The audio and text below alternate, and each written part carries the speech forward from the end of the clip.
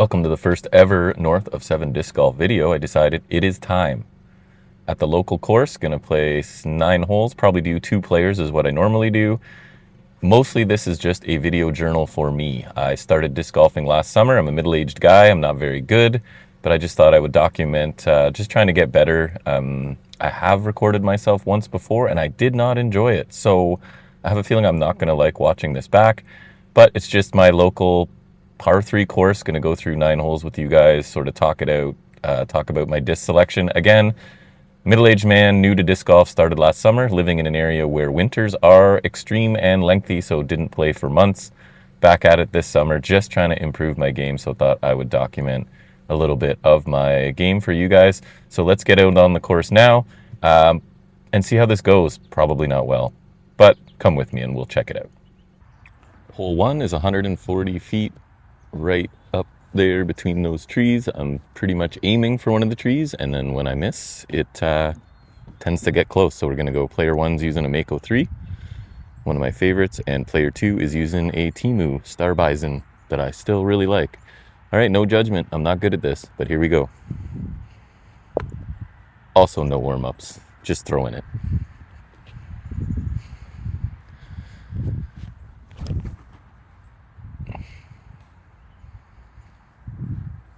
Really nice tree off the first shot. Let's go with the Star Bison.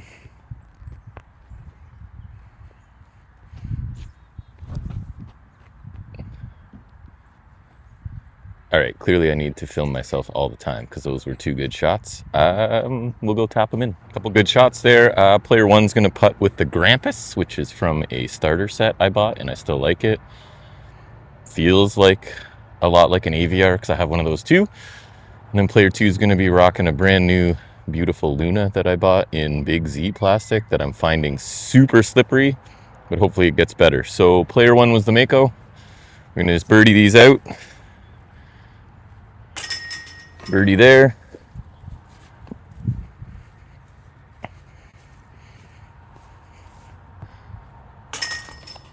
Birdie there. That's a great start, because the next hole I will not birdie. All right, player 1 and player 2 down 1. Let's head to hole 2.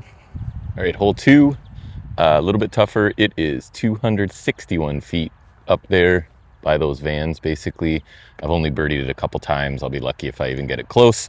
Player 1's going with the Thrasher. It's my most consistent probably driver, and player 2's going with a Captain that I just picked up at a used store, although I believe it's brand new, so it's a very rare non-Innova disc for me.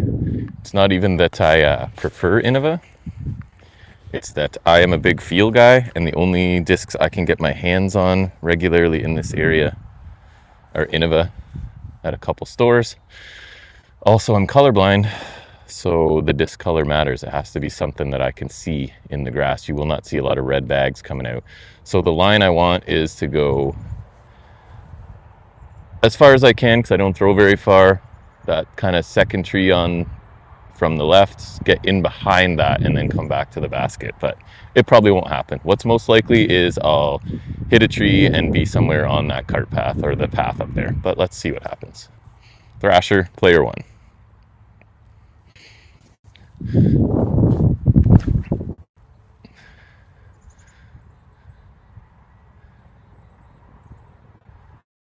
On the path. Why can't I throw far?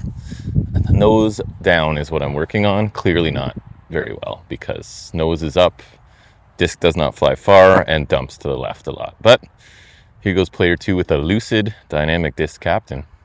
Hoping for a little better.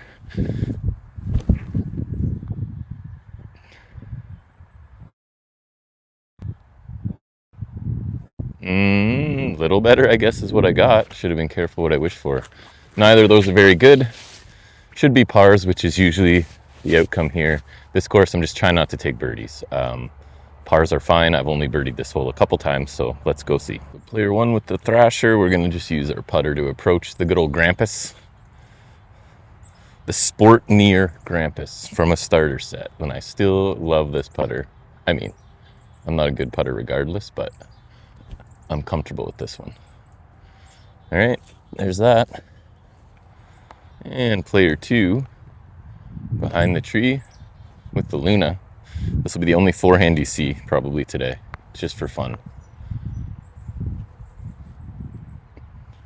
Cozy it up there. All right, those are tap-ins. I don't think I need to film those. So we're 1 under, player 1 and player 2 are 1 under through 2. Not bad. Now we're on hole 3, one of my nemesis. It is, 320 feet, which for my noodle arm at this point in my career is unreachable. I have never birdied this hole. It has a bit of a low ceiling that causes me problems. The hole's way up there on the hill as well, so leads to some death putts if you're not careful. So I'm just honestly being a realistic person. If I don't hit the trees right here, which I might, that's cool. I'm looking to get up in front of those rocks somewhere and leave myself a par, because birdies are pretty much off the table for me on this hole. So let's see what happens. Player 1's gonna go back to the Thrasher, and player 2's gonna try something different. We're gonna go with a Wahoo, an R Pro Wahoo I just picked up, so that'll be player 2's disc. So I don't know, just trying to get it low and far out from under these first trees, and then it's gonna go left because my disc go left because I'm not good. So let's see what happens. Come on, Thrasher, nose down, nose down. No, that's not, I mean, I didn't hit the first trees, but that is not where you want to be. This game is hard. All right, Wahoo, show me something. I've only really thrown it a couple times. 12, 5, -2, 2. My bag tends to be understable. When I started out, I was just buying discs that I thought were cool or that people were using that I saw, and turns out they're not great for me. I think I had release on a natural hyzer, and I'm new to golf, so kind of understable seems to be where I'm living. This Wahoo should be kind of neutral, but let's see. All right, good throw. Nope, neither one good, but neither one hit the trees. So I guess I'll have to take it. That's gonna leave us not the easiest pars, of course. Okay, so player 2's away, I think, or doesn't really matter, who cares? So we're gonna use this crazy disc. I think it's a Canadian company, which I like. Irie discs, or Ire gear, sorry. Shut the putt up, putt and approach disc. I find it goes pretty straight. We're just gonna try and cozy it up there. Yes, I know I should probably stand still, but again, I'm not good. You're gonna learn this pretty quickly. I'm not good. So we're gonna just try and get it up there for a putt, because I just don't want bogeys on this course. A par here is fine. Pump fake, sorry. I mean, it's okay. As long as it doesn't slide down that back hill, I'll take it. Should be a par, which is what we're going for on this hole, for sure. Surprisingly, I don't hate where this ended up. I hated it off the tee, don't mind where it ended up. I got a straight line to the basket, and as long as I don't miss left, we're not gonna be down that little hill of trees there. Going with an AVR Halo. Undecided if I like this disc or not. So if the approach shot's bad, we're gonna blame the disc. Can't be me. And yes, I'm not standstilling it because I'm a delicate flower. Here we go.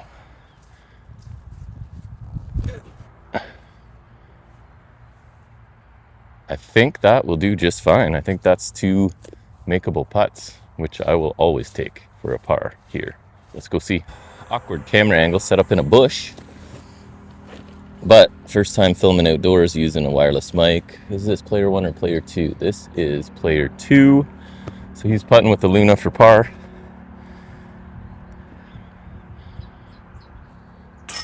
And he's got his par. I'm just going to leave the camera there. Might not be the best. Player 1 has his AVR here for par. This course is always empty. So when I pulled up today... Oh my goodness. Don't talk when you're putting, dummy. When I pulled up today, the course was crazy busy. I saw one other group of 4 out here, which almost never happens. Beautiful little park. About 15 minutes from my home. And there it is. Hole 4, 175 feet, or 53 meters, if you're a metric person. One of my favorite holes on the course because it's not hard. Like hole 1, should be a birdie. What is this? 1, 4, and 9 should be birdies all the time. And if they're not, so player 1 going with the Mako. Player 2 going back to the Temu Star Bison. XUFO, I guess I should say. Not only available on Temu. All right, I love this hole. I park this hole a lot. So I'm putting that into the universe so that it happens here. Let's see. Probably jinxed it. But we're going to drop it. Maybe an ace, first ever ace. That's short. But okay, short. And you'll notice, yes, holes where every normal disc golfer would use a putter. I'm using a mid-range, but that's where we're at in our game. So don't judge me too harshly. The Bison, Star Bison, if you're wondering, is 5403. And I've just always, just super comfortable, predictable flight. Has never left my bag, really. Right? Like that's, feels good. That should be parked. All right. Let's go see, hopefully a couple tap-in birdies. I swear, the hardest part of this is remembering who's what. Okay, so both very close. Mako 3 was player 1. We got the Grampus for birdie. For me, that's honestly a bit of a tester from that range, so happy to make it. This, if I don't make, we got problems. Okay, birdies. So we're 2 down. Both player 1 and 2 are 2 down through 4, which is tough for me to remember. Normally I use UDisc, but phone's recording, so I can't. All right, we're about to head into what's called the back 2, or what I call the back 2, which are the only 2 holes where you can lose discs, and I have, so many times. So the hope is to get through this with all our discs and with pars. Pars and no lost discs is the goal on the next 2 holes, so let's go. All right, so this hole, honestly, you've got lots of ways to lose the disc on the left up there, and eventually there is some water down there. I don't think I've ever missed so badly I've hit the water, but it's really hard to find your disc in some areas. Then it opens up past that big tree. So my hope, and I say it laughing because it rarely ever happens, is to push past that tree and have it drop left down. So it's only a 235-foot hole, but again, don't throw very far, so I'm going 8 speeds to try and get around that tree. If I land in that tree and drop down, it's not the end of the world. I would rather miss to the right, although those thistles are some of the most unbelievable thistles you've ever seen. But I would rather end in the right than the left. So we're gonna try and go push past that big tree and have it drop down left into the basket. No, never, I have no aces in my life. Now, I've only played for 1 season, but player 1's gonna go with the Essence. A rare Discmania disc for me. It's very light, so no wind today, so we're hoping for mild wind. There is some, actually, as I say that. But we're gonna go for it. I'm gonna push it out there, push it right, and have it crash left. Sure, why not? If it gets around that tree, get around it. Okay, we'll find it. I think I gotta go more disc. I say this all the time. Should I up to a 9? I like my 9s and I really don't want to lose any of them. Okay, we'll go. Sorry folks, indecisive. No, we'll stay. We'll stay the TL3. New disc, I've only thrown it a couple times. White, easy to find. You know you're a good disc golfer when part of your calculus in choosing discs is how easy will it be to find. Okay, we're gonna pump this one out there. Well, I mean, I actually think that might be okay. I don't know. We're gonna go try and find them. Hope for par. Again, I think I'll find my disc and we're okay for par. All right, so player 1 ended up here, which is easy to find, but not great to throw. So we're gonna step out wide and just try and, again, par is the goal here, folks. Grampus, do your thing. Find the bucket. That should do. Get out a Tick Haven here, and we'll head to our next disc. Hopefully we can find it too. So I don't hate where this ended up. It could have ended up a little closer, obviously, but we've got a birdie putt, which never happens. We're going to birdie putt with the super slick Big Z Luna because this is player 2. I don't know how that's going to go, but we're going to try. A birdie here would be amazing. Any birdie on the back 2 for me is a bonus. Not good, but it's a gimme. I'm going to leave the camera there as we close these out. It's interesting. Normally I'm out here by myself with headphones in, cranking music or podcasts. So sort of not having any distraction and talking to, if anyone actually watches this, if I actually post it, first of all, and then if anyone watches it. So it's kind of an interesting experience to just kind of narrate as you're playing. Feels a bit insane, but I guess it'll start to feel normal if I do it more. Again, just trying to chronicle my journey for myself. I'm going to go home and watch this and feel the immense shame of how badly I throw a disc, because I think I mentioned earlier there was one time last year here where I set up a camera in the field because there's a soccer field and I'll do field work. And I watched that video at home, and even the 2 things that I was sure I was doing, I wasn't doing.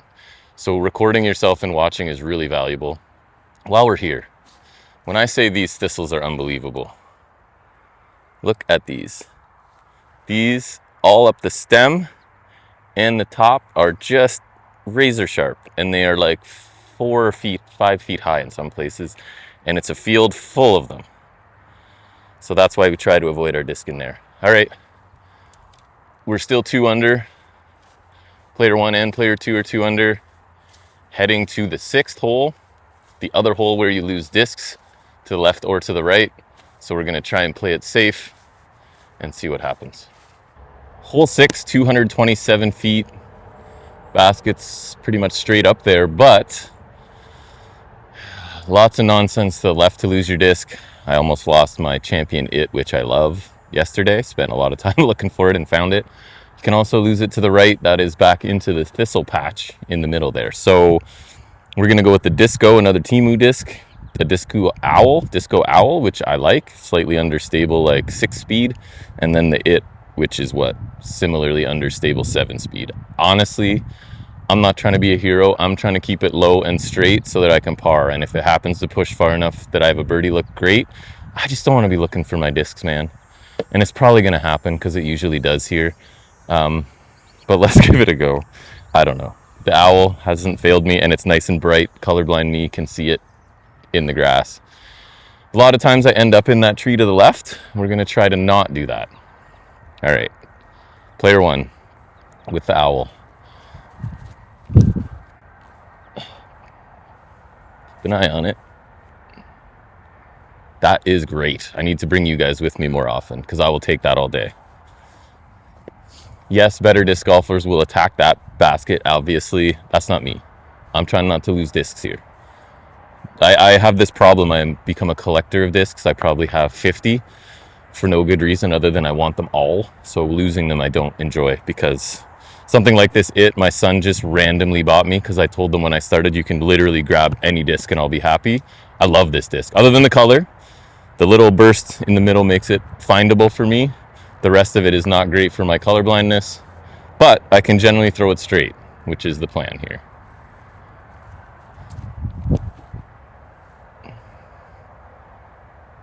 Careful.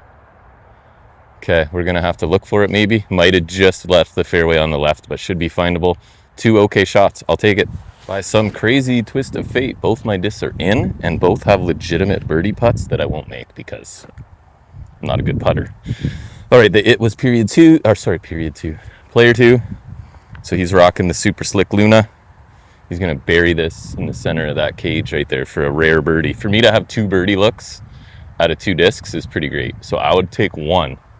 You know what? I'd take 1 hitting chains from here. Oh, just don't even give it a chance, right? Like just shoot it to the bottom of the pole. That's just good disc golf, I think, right? Like course management, you know? I got to tap in for par. So bad.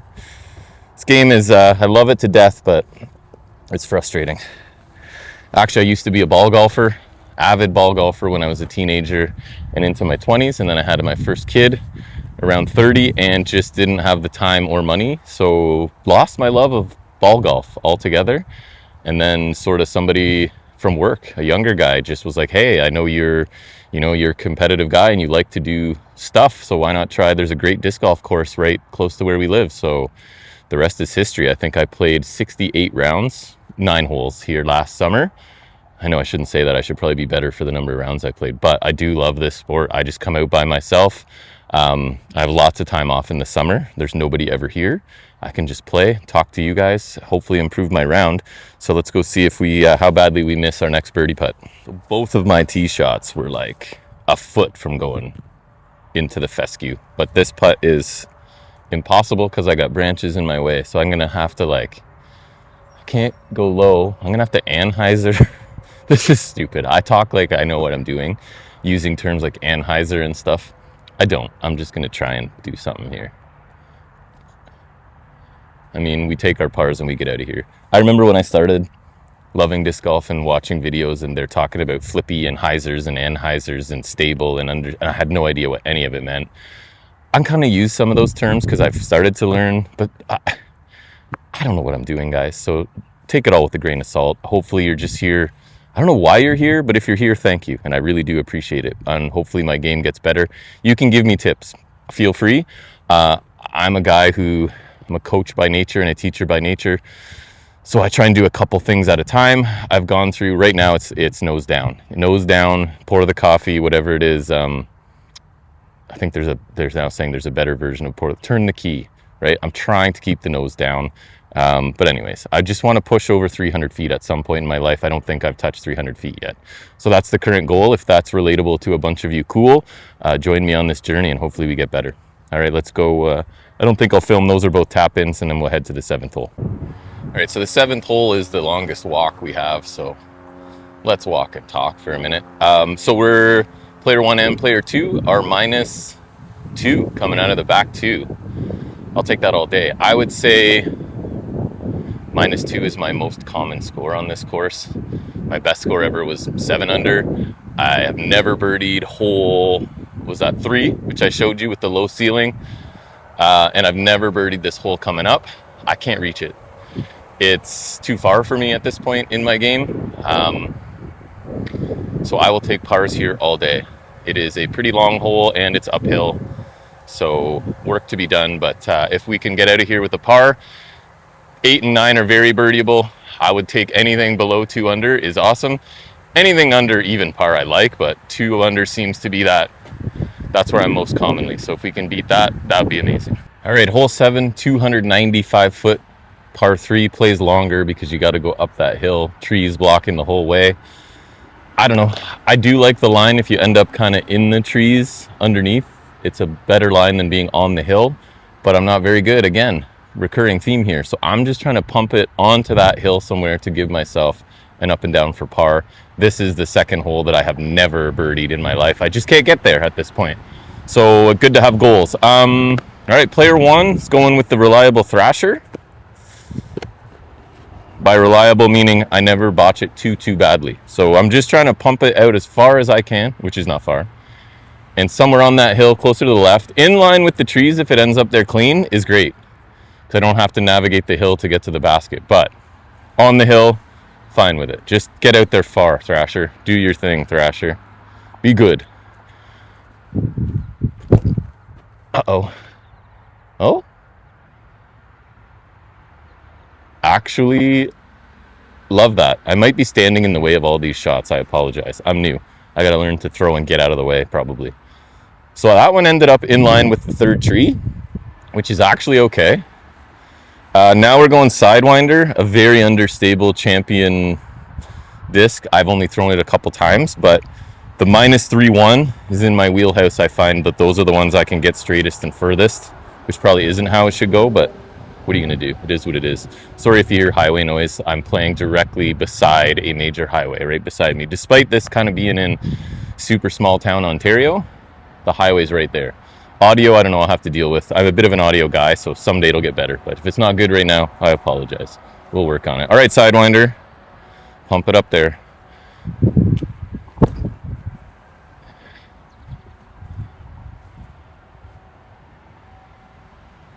So that's where I end up a lot. It's not great, but it's safe. So that's going to be a harder par just because I find the approach shot when you can't see the bottom of the basket, I'll only be able to see the top of the basket from there. I don't love that approach shot. That's why down in the line of the trees where the first one went, I can see the basket the whole thing. And I just find that comforting when you're not the best disc golfer, a novice, we'll say. So let's go see if we can get some pars. Not even sure if you'll be able to see the basket. We can just see the top of it. We're going to go with the Clash Discs Peach, which I love. An approach disc that, I don't know, I throw this further than a lot of my mid-ranges for whatever reason. I don't know, I feel like it's somewhat reliable. This is player 2. He's going to use it for his approach disc, and it's going to be awesome. It's going to be amazing. It's right there, basically, if you can see it. No, get up. That's not great. We're in one of those situations where we're relying on a little bit of reliable ground play. And if you need ground play to get close, it's probably not a great shot. So player 2, the Thrasher, left us a much better line. Sorry, player 1. Player 1's the Thrasher. So it's right up there. We could run it. I mean, a better player would just run it and put it in. So we're going to just soft bid. Is that what we call it? Where we don't want to commit to a full bid, but just in case it goes in, we want to look like we called it. So AVR, halo, get up there. Oh, it's kind of good. I think it's a bit far, but we should have par putts, makeable ones. Let's go see. So player 2 has got a little bit of a tester, I'm not going to lie, for par, which we really need because why are you taking bogeys on this course, am I right? So let's go. Slippery Luna in the basket for par. I'll just move over the player 1's right here, so you might not see me, or you might, I don't know. I'm right here. Oh, I'm still in film. A little bit. Actually, let's do the flip, not taking anything for granted. On the pole, 2 pars. We're down 2 heading into 8 and 9, which are both birdieable holes. So I'm kind of happy with where we are.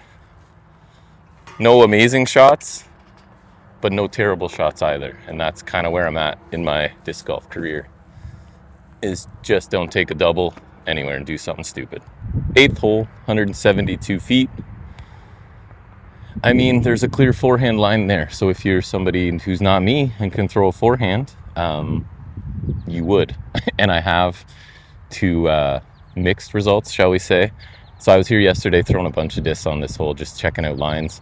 So player 1's going to go with the Clash Peach, and I'm going to, if I go past the first tree and then have it dump left in between before it gets to the next tree, it's actually great. I threw it, basically parked it yesterday. The Mako, I'm going to try to Anheuser backhand it. Probably not going to work very well, but you'll be here to see it all. So let's go player 1, taking that line up and right in the trees, through the trees, we're hoping. Or right into it, and then get a good kick, at least come out. All right, not good. Second shot.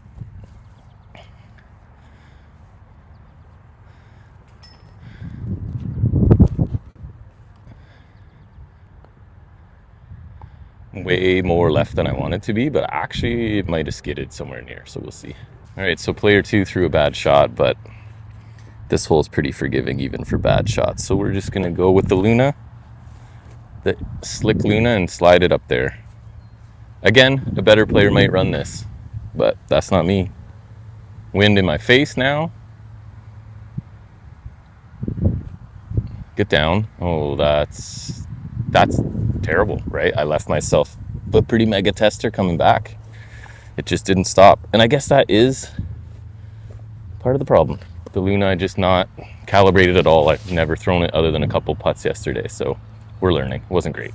Player 2 did have the Mako sneak up here, so it's a makeable putt for... I might make this once in a while. Confidence, positive self-talk for birdie for player 1. Oh. Didn't even give it a chance. All right, I'm just gonna leave the camera and might capture the last. I got a tester. Player 2's got a tester over here somewhere. Plus we can test the range on the microphone. God, how did I miss it this badly? I want and But in this plastic, very slick. Okay, so player one is 3 down. No, sorry, that's not true. We're both 2 down still. Cleaned up our putts. Hole 9, probably the easiest hole, as long as you don't go long. Aceable, not by this guy, but maybe we'll get lucky. So both 2 players, 2 down, going into 9. 9th hole, 125 feet, just up that hill. Again, noodle arm middle-aged man uses middies. Well, actually, yep, even the Peach, even though it's a 4-speed, is considered a mid-range. But this hole's pretty easy. You just don't want to go long or you're in a bit of trouble. So we're just going to park 2 of these, maybe ace one of them. As if. But anyways, I've been close here. I've been close.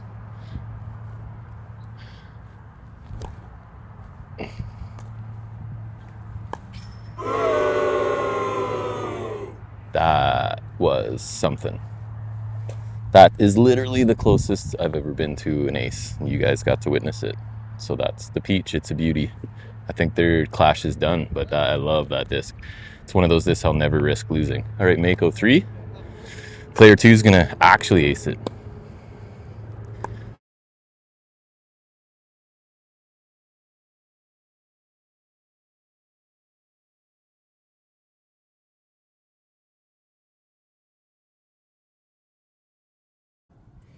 So it looked like the audio kicked out there on the end of hole 9. So I just wanted to wrap up, say thanks for joining. Not sure if you learned much from this, but just for coming along on this journey as I try to get better at this hobby of mine that is pretty challenging at times.